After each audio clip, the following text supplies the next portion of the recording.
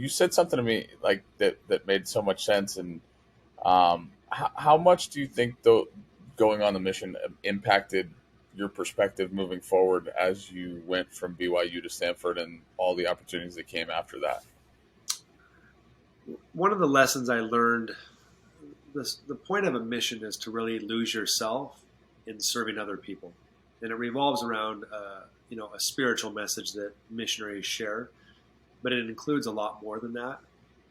And I think the number one expectation that you should or are taught to have is that you become secondary to those around you. And when you focus on other people and making their lives better versus worried about making your own life better, you are enriched tremendously. And anyone that's experienced this, I mean, the most common place to experience seems to be as a parent. You'll hear a parent all the time talk about how they've changed or people have observed their change because there's someone now in their life that they value more than themselves, probably, in their kids. And the time in Spain allowed me both to do it that way, but also just to have priorities in my life. And I think that the greatest blessing I had as a professional baseball player was having a deeper sense and purpose in my life than just to be a professional baseball player. And I think the majority of coaches and organizations would want a guy that's just all in on baseball or all in on their profession.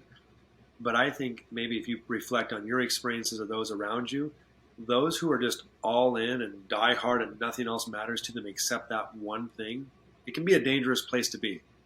And baseball tests you. It is the ultimate fiery furnace of affliction.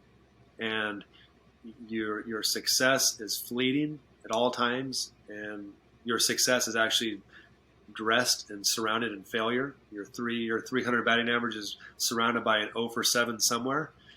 And so having other priorities that help you, and not necessarily other priorities, but a firm priority that you know is most important to you can be very helpful. And I'll say that in my career, when I struggled greatly, mightily in the minor leagues, and even in the big leagues, but maybe more specifically in the minor leagues, I saw a lot of guys struggle like I did. And when baseball was not there for them, they had nothing else to turn to.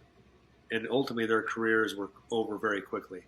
I had kind of a foundation that I was building upon and who I wanted to be and who I felt I was destined to be. And baseball was a part of it, but it wasn't who I was. I wasn't a baseball player. I was an individual that had baseball as a talent that I could build off and use to make the world a better place, to bless lives, and to provide for a family. And so I don't know if that's what you're referring to, but I just feel like those who are just all in and have nothing else, it makes baseball that much harder because it's already hard enough as it is. And so having core beliefs, core fundamentals to your life will actually make you a better baseball player or a better anything, in my opinion.